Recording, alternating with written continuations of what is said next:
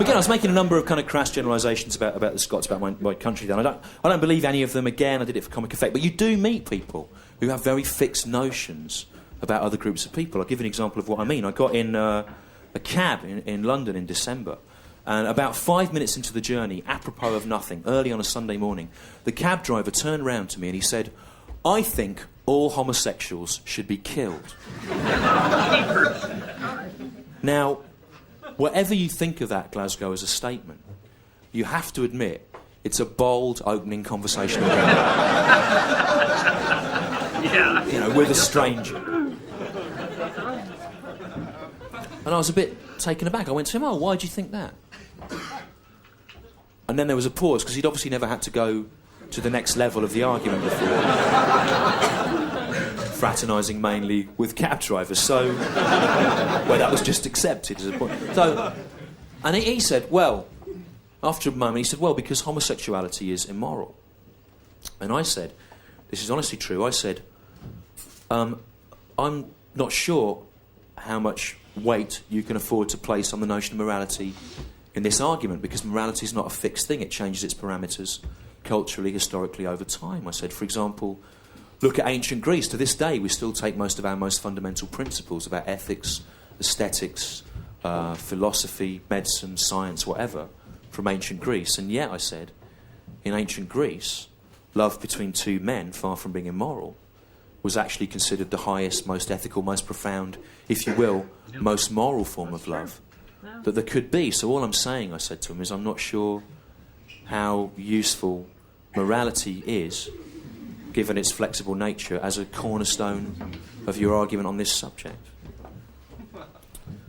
And then he said to me, this is honestly true, he said, well, you can prove anything with facts, can't you? For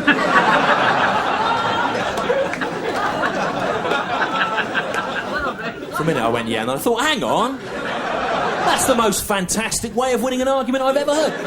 I'm not interested in facts. I find they tend to cloud my judgment. I prefer to rely on instinct and blind prejudice. And I came of age, for want of a better phrase, in the 1980s, when we had political correctness, and people look back at that and they go, political correctness was shit, wasn't it, being fair to people? And I think maybe it was good, because people wouldn't have said that, and you wouldn't have had happen what happened in May last year, right, if you remember. Ron Atkinson, the football manager, he got in trouble for calling a black footballer a lazy, thick nigger, right? Jesus. And loads of people complained about it, understandably. And then on May the 17th, Jimmy Hill, the BBC-employed football commentator, came out in Ron Atkinson's defence, and he said that in his opinion it was a load of fuss about nothing. He said, what you have to understand, Jimmy Hill said in the paper, 17th of May, is that in the culture of football, calling a black man a nigger is just a bit of harmless fun. And I thought, call me old-fashioned. I mean, I know the culture of football has a very broad definition of harmless fun. Broad enough to include carrying out a racial assault and still getting in the England team, gang raping a teenage girl in a London hotel room, and yet perversely allowing Jimmy Hill to carry on living. But surely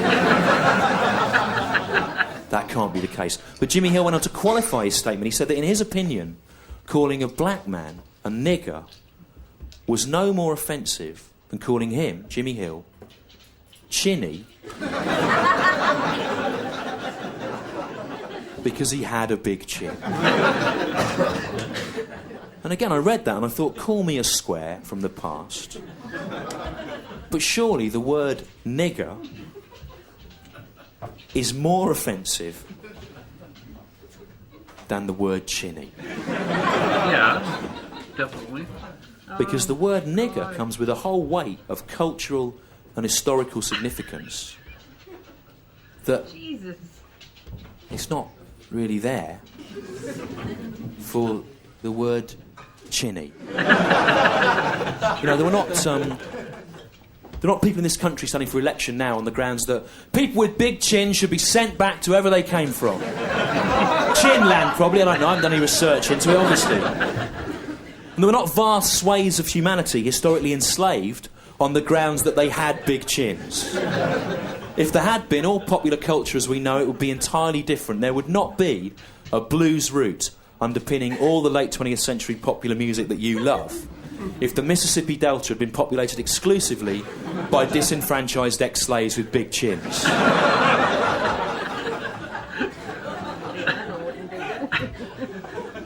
Woke up this morning, got a big chin. It's not that much of a problem, to be honest. I won't base an entire musical genre on it. You don't hear news reports saying a man was beaten to death in Hull last night. The violence is thought to have been chin motivated. Although in Jimmy Hill's case, I'd be happy to see an exception made. Kill him! Kill Jimmy Hill!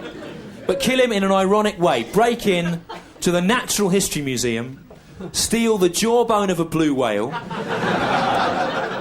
the largest chin currently known to science, and beat Jimmy Hill to death with it. In an example of what sociologists are already calling chin-on-chin violence.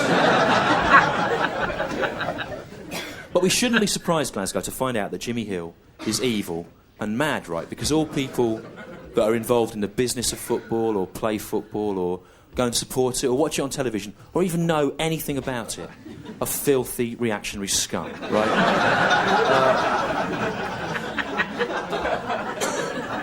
Take Gary Lineker, for example, right? Gary Lineker is a twisted, evil man. You're going, no, he isn't, Stu. He's nice. He's like a velvet owl. He isn't, right? Gary Lineker is evil. Gary Lineker chooses to advertise crisps, right? And with the benefit of early 21st century super science, we now know that crisps, rather than being a life-giving health food, as we previously thought, make little children fat and then they die. Right? Now, about 6 years ago, due to a tragic chain of events, I didn't live anywhere for about 4 months. I had to sleep on the floor of an office in West London. And I ate mainly, couldn't cook anything, so I ate mainly crisps from the garage. And during that period, I put on about 4 stone. And someone said to me, do you not know that a single packet of crisps contains your full daily allowance of saturated fats? And I just thought that represented good value. It was Gary Lineker looking after me. Because I trusted his velvet owl face to look after me. But he chooses to advertise crisps. Why does Gary Lineker advertise crisps? He can't need the money. He's on television all the time, isn't he, amusing us? His family run a fresh fruit and vegetable stand in Leicester Market, Lineker's Fresh Fruit and Veg. He could advertise that. He could help to save human lives, but instead he chooses to advertise crisps. Why does Gary Lineker advertise crisps? It can only be that Gary Lineker is sexually aroused by the idea of obese children dying.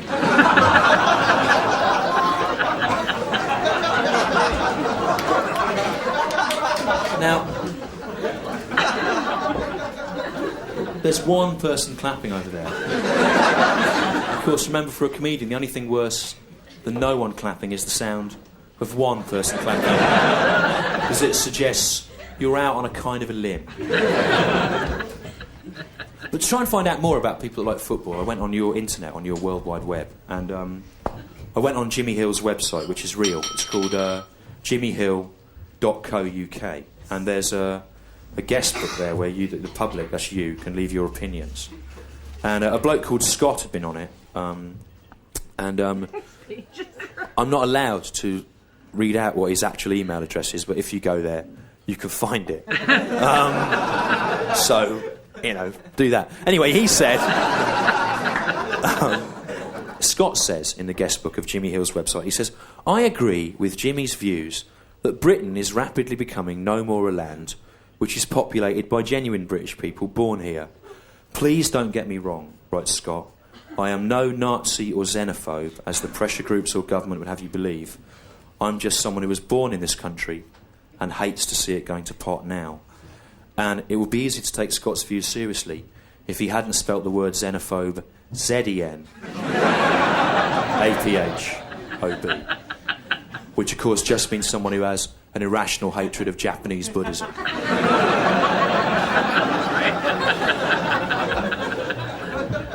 But it is easy, Glasgow, right, in the current climate of paranoia, to make a kind of race-based error, right? I've done it myself. I'll tell you how it happened. I haven't been doing this for a few years, and one of the jobs I've been doing is working as a kind of arts journalist, writing about stuff. And last year, I was really excited because I got to interview Ang Lee, the Taiwanese film director, about the Incredible Hulk film that he directed. And I was really excited because I've read the Incredible Hulk comics since I was about 6 years old, and I still read them now. And I will take, to prove that, I will take any question on the Hulk from you now. Prove that. Any question? What colour is he? Have you asked me that because you know there's a more complicated answer than you... No, okay, well... bad luck, because he was...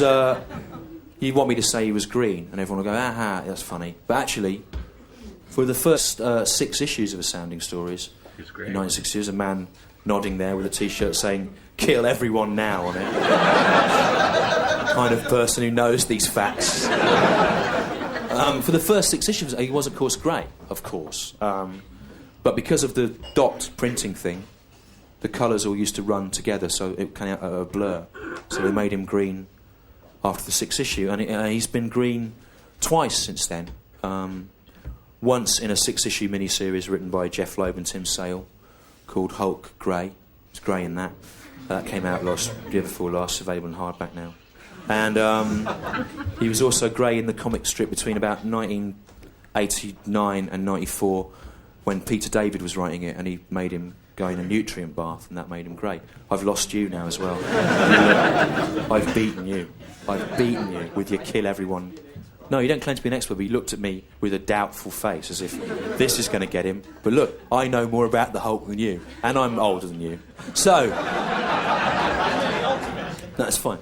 So I was really excited to interview Ang Lee about the Hulk, and because he'd made the film. But when I interviewed, I try and make a little joke to put them at ease, you know. So I rang him up. He was in New York. I was in London, and I said to him, "Ang Lee, you have directed the Hulk film.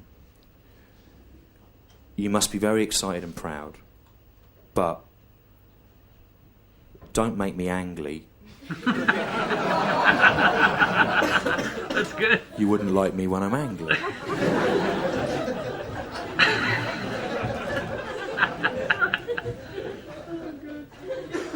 I could see. Then there was a long, embarrassed pause, and then Ang Lee said, "I'm sorry, what did you say?" And I said, "Ang Lee, you've directed the Hulk film.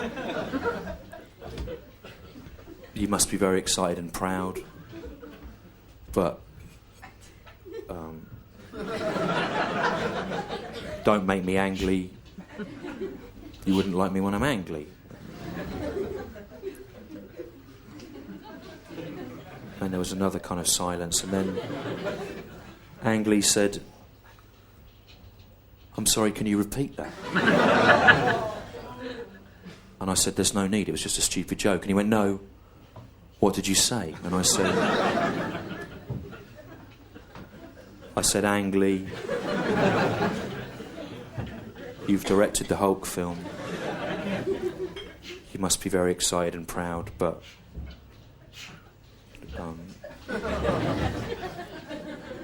don't make me angry. You wouldn't like me when I'm angry." And he didn't say anything. And I said, "I expect loads of people have made that joke to you." And he said, "No. No one's ever said it before.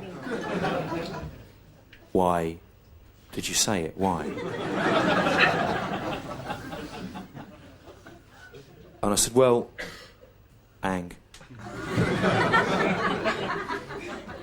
you know the Hulk film?" And he went, "Yeah."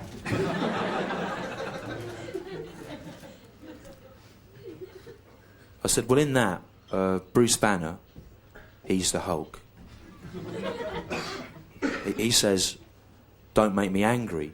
You wouldn't like me when I'm angry.' And your name's Ang Lee, and you directed it." So I said, "Don't make me angry. You wouldn't like me when I'm angry. because Ang Lee sounds a bit like angry. And Ang Lee said, no, it doesn't. Oh my God. And I said, come on, Ang. Be fair, Ang Lee does sound a bit like angry. And Ang Lee said, no, it doesn't. Ang Lee is a completely different word to Ang Lee.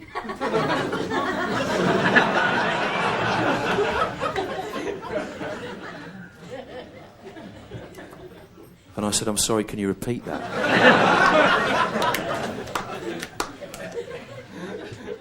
And Ang Lee said, yes, Ang Lee is a completely different word to Ang Lee. And I said, I don't understand what point you're trying to make, Ang.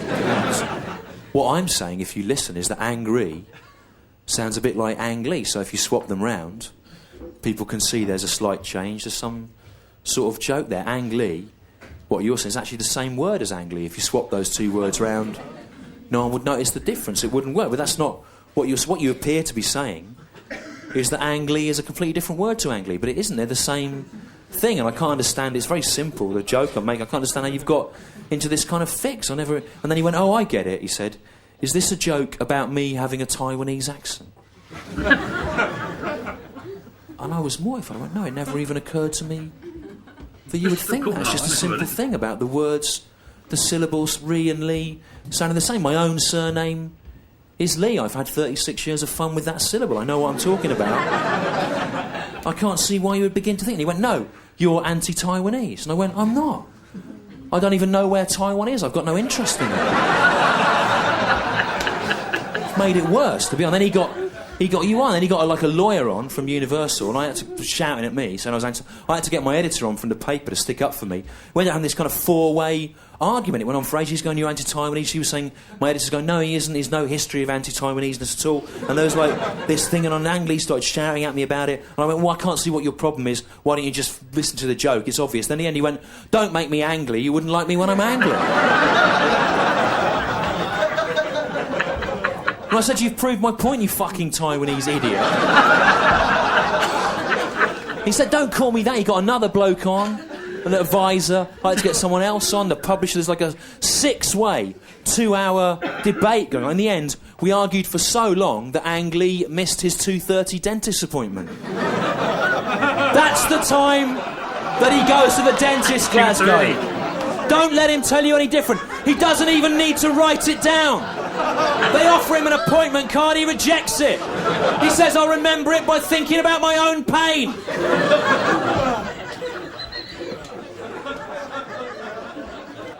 I'm going to shout out some questions now. I need you to answer loudly to them. The answer to most of them is yes. Okay, 1, 2, 3. Who likes alcohol? Yes! Louder. Who likes sweets? Yes! Who likes cream cakes? Yes! Who likes their favourite food, whatever it is? Yes! Who likes Ben Elton? Oh, it's no one. Okay, here's another one. Who likes The Simpsons? Yes! Who likes Spider-Man? Yes! Who likes their favourite fictional character from their own childhood? Yes! Who likes their own beloved mother? Yes! Who likes Ben Elton? Oh, it's no one again. Okay, here's another one. Who likes snowflakes? Yes! Who likes sunshine? Yes! Who likes the universal concept of eternal peace and happiness? Yes! Who likes Osama bin Laden? Yeah! Yes! Who likes Ben Elton? Oh, it's no one again. It's fucking weird. It's weird. That is weird, 'cause I must have done that 30 or 40 times, right? And every time, without any element of manipulation, more people like Osama bin Laden, a multiple murderer, than Ben Elton. I think, why would more people like Osama bin Laden than Ben Elton? I think it's because when you compare the two of them, compared to Ben Elton, Osama bin Laden has at least lived his life to a consistent set of ethical principles. That's the whole point of the joke, I think. Yeah. People didn't respond with a yes. It was I know. Yeah. I know. Bin Laden has at least lived his life to a consistent set of ethical principles. Because, yeah, clap, let him hear you. So, Because people hate Ben Elton. Every now and again, a journalist has the courage to ask him why this is. I've seen it happen twice in print.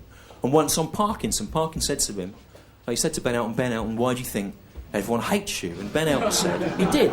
And Ben Elton said, well, Michael, it's because in this country, people don't like success. But he was wrong about that. The real answer is much more simple. It's just that in this country, people don't like Ben Elton. And they don't hate him through the kind of conduit of the notion of success. They hate him entirely on his own terms because of who he is and the bad things that he's done. And I think if you're my age, you can kind of understand why it is. Because if you're over 35, you'll remember before alternative comedy, when you'd watch comedians and it had no kind of relevance to you, you didn't understand what they were talking about or who they were.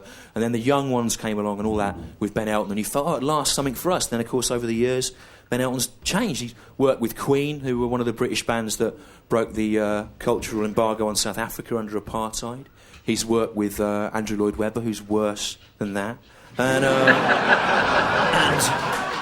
a song that they co-wrote was performed at the inauguration of George Bush. And when questioned about it, Ben Elton said he didn't see it so much as a celebration of George Bush as a celebration of the President of the United States of America. But, of course, they're the same thing. That's why that argument doesn't work. But the problem is he's been kind of compromised by a proximity to success. And if you think about it, all the great comedians are kind of outsider figures commenting on society from outside, kind of holy fools, shaman clowns, outsiders. Spike Milligan was able to remain an outsider by virtue of having long-term mental illness problems. Bill Hicks has been able to remain an outsider because he died of cancer at the age of 33. Michael Barrymore has been able to remain an outsider by becoming the subject of a murder investigation after a man was found dead in his pool. And I admire Barrymore's commitment to this abstract notion of the outsider shaman clown figure, and I think it's good that he's saying it's great to be this late at night in Glasgow talking about this idea. But lately I have more sympathy for what we in the trade call Elton's compromise. Because in the last few years I directed a show, and it was a kind of hit in the West End, and I had to meet loads of famous people on press nights and opening nights. I met Bonnie Langford. Yeah, I met her twice. I met the tall one from the 3 Degrees, Sheila, something her name is. And one night I found myself shaking hands before I realised who it was, with Michael Portillo, right? I looked up, I thought it was the little wooden goblin from the Cuprinol advert. But it was Michael Portillo, someone whose policies I had marched against as a student, or would have done if I hadn't been drunk. With theoretically... there was worse to come than Portillo. On June the 16th last year, I heard a rumour that Sherry Blair was going to come and see the show, right? And I thought, well, I hope that's not the case. You know, I don't want to have to meet her, because I'm one of 2 million Britons that marched against her husband's war. I think it's unethical. It's going to come back and bite us in the ass, and we'll be in trouble about it for decades once the dust settles. And I don't want to have to be like some E-list celebrity New Labour apologist. I don't want to meet her. No way. And then the next day, the woman from the public relations company for the show rang me up, and she said, I've got some great news. Sherry Blair is coming to see the show, and she wants to meet the cast and the creative team afterwards. And I went, I'm sorry, I can't do it. This is where I draw a line, you know. I said, you don't even want me in the building. If I'm there, I'm going to get kind of political Tourette's syndrome and just do something like fly an anti-war banner off the stage, or make a speech at the end, or just do something to Sherry Blair that'll wipe that, whatever that is, on her face, you know. Make it go. And she said, well, that's a shame, because does this change your mind? She said, she's not coming on her own. She's coming with her guest, who is the president of Scope, the Spastic Society. Right, and this honestly happened. I was put in this weird position where you want to make some ineffectual gesture against Sherry Blair, but you don't want to snub a person from a worthwhile charity, Scope, you know. So I thought, well, I know what I'll do. I'll go down. And after the show, I'll say to Sherry Blair, I hope you're happy, Sherry.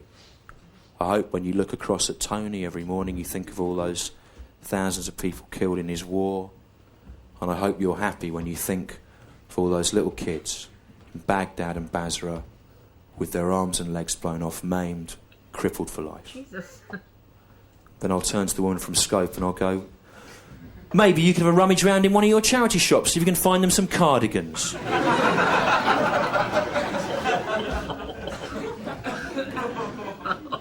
But in the end, I didn't do that. What I did was, I said that I would go. No, I just didn't. Yeah. But we're back talking about the war again, last bit. And like I say, there's this kind of assumption, I think, from us here in Europe, where we look at, particularly in Britain, where we look at America's hysterical reaction to the 9th of November and we think, well, you know, that wouldn't happen here. We wouldn't do that because we're reasonable, sensible people in Britain. But we don't have to look very far back in our own cultural history to see an example of us losing the plot as a nation. And I'm talking, of course, about the death of Princess Diana, the late Princess of Wales. It was in the news again last summer because of the Princess Diana Memorial Fountain, which you'll remember was a rubbish fountain. And fulfilled very few of the job description criteria of fountains. But it's ongoing. It never goes away. I remember when she died. It was about 2 days before the state funeral. I went down to Kensington Palace, where Princess Diana had lived, to look at all the tributes left outside, you know. And in amongst all the bunches of flowers and sympathy cards and poems little kids had written and drawings and paintings people had done, whatever. In amongst all that, I honestly saw, and this is true, I saw a life-size inflatable model of E.T.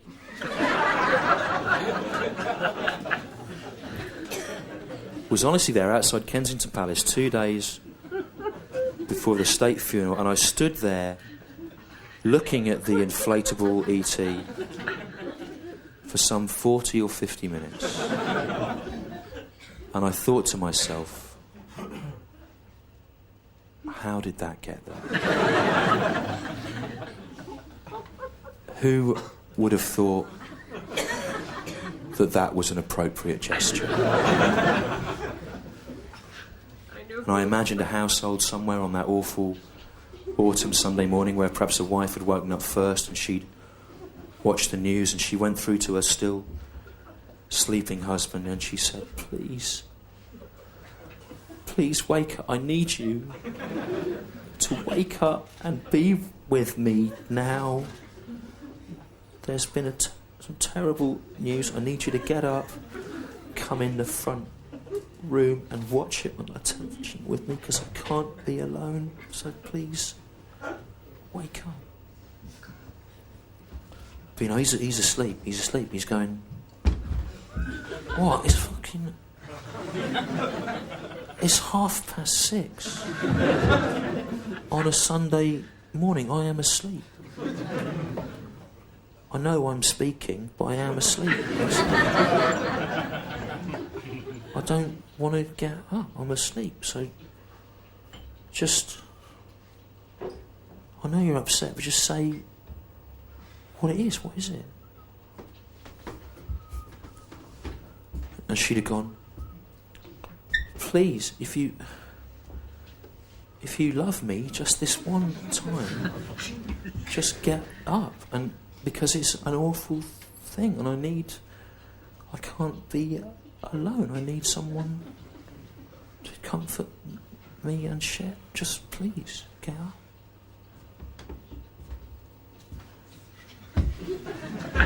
And he'd have gone, look, I was out late last night. I've got to work at 7 tomorrow. This is my one day for sleeping in. I don't want to get up till about 11:30, to be honest.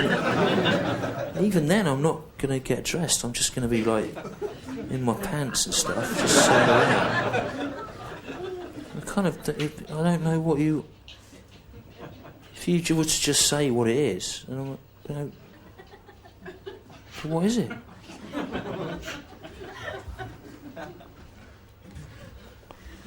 She'd have gone, Princess Diana, Lady Di, she has been killed.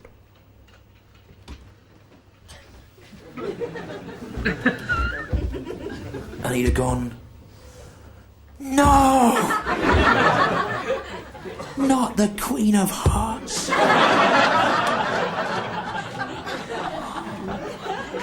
The Rose of England.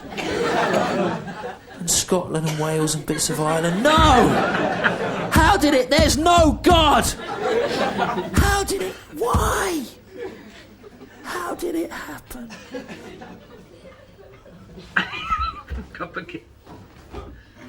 She'd have gone. Was in a car crash in Paris last night. They don't know the exact details yet. But she's dead. So presumably at that point he'd have got up, got out of bed, tried to get dressed, and get some kind of grip on his emotions and his feelings.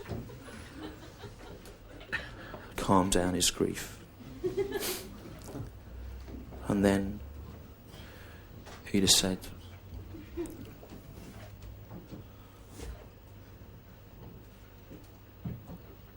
I'd better go out and get a life-size inflatable model of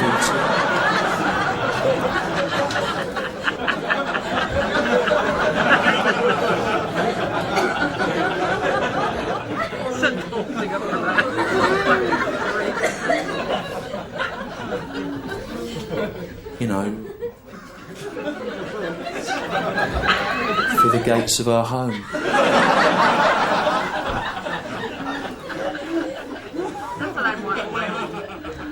And his wife would have said yes.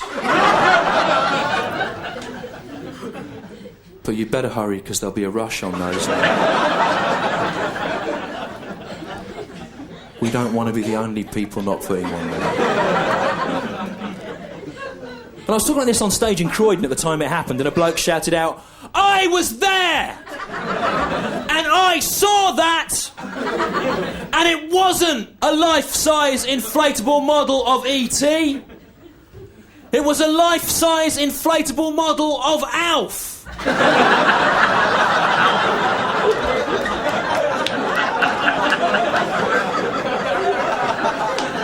I didn't even know what an Alf was. I had to ask him. He said, oh, it's an American kids' TV thing. It's an alien, ALF, alien life form. It's like a cross between a pig and an aardvark from space.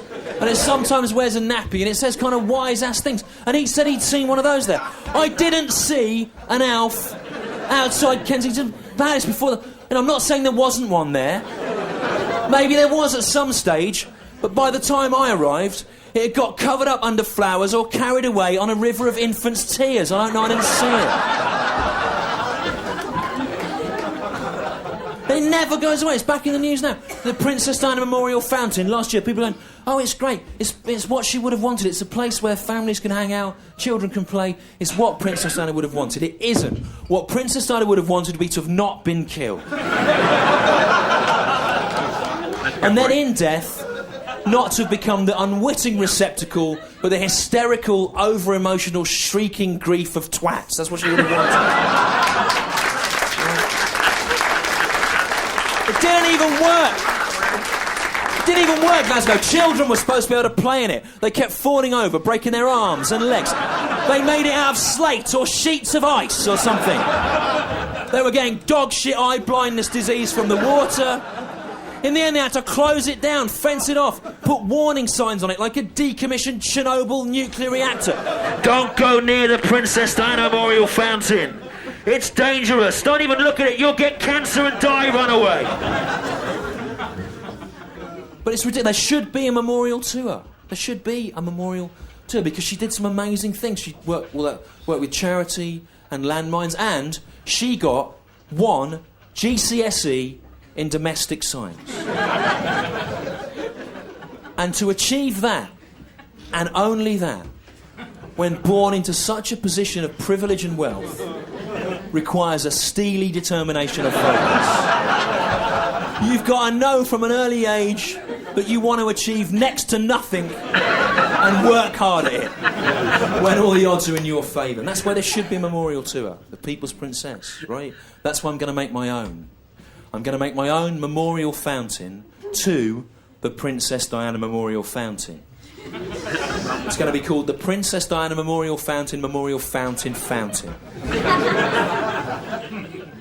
But it's not going to be some state-approved, Viscount Althorpe subsidised architectural carbuncle. It's going to be simple, like she would have wanted. It's just going to be me lying on my back in Hyde Park near the Princess Diana Memorial Fountain, naked, with a colander over my penis. Every hour on the hour I'll piss up through that. Children can come and play in it if they want. Families can gather around it, I don't mind. You can do it yourselves, Glasgow. Do it yourselves. You don't even need a colander. That's gilding the lily, to be honest.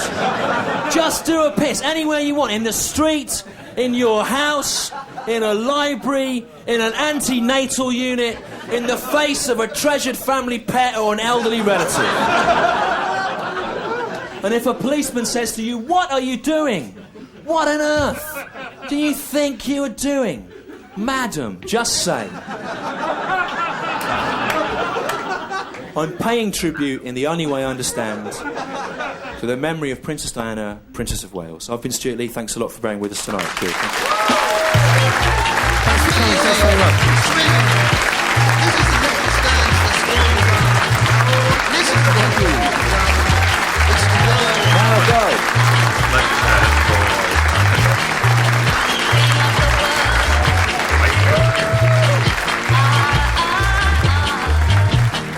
That was awesome. Yeah. Yeah. Like, he is an acquired taste, I get it. I see what they say by that. You know what? It's like Dave Chappelle. Yeah. He tells a long story and then has a little punchline, and But then you understand It exactly sets you the up whole so story. well. Yeah. Yes, but he does deliver it well. Yeah. It sets you up, and then you're like, but you're hanging on forever. I know. And it's then just the obvious. you kind of get joke. lost a couple, Yeah. you know, a little here and there. Oh, I thought he's great. I think he's brilliant. Yeah. I think yeah. A couple references I didn't know there, but Yeah, same here. Not sure. yeah, the one guy where he was telling everybody to shout yes, but then the one guy, forget his name. And the other women that he mentioned or whatever, Yeah, or yeah. something like that. But yeah. other than that, I got everything else. Everything else is pretty good. So. That was funny. That was. Okay, yeah. there you go, Patreon. We did our best. That was a long show. We did the whole thing Yeah, one that's night. right. So I enjoyed that. I thought it was very funny. At the same time, we're gonna watch more of them. Yeah, exactly. So let us know what. It's hard to find everything that people want, but And that was from 2005. Yeah, Right? So that's- that's quite a bit older. there was a couple videos suggested. Links were sent to me, but it said video not available in Canada. Oh, So of course. that's the problem we have sometimes over here. You know, you have to think though. I mean, he's still alive, right? Yeah. Oh yeah. Okay, yeah. Yeah.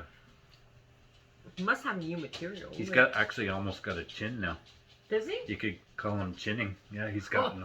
I saw some clip Like Jay Leno. when I was looking for him. He's gotten a little bigger. Jay Leno's got that shit. Yeah. His chinning joke is coming And back. you know to what? him.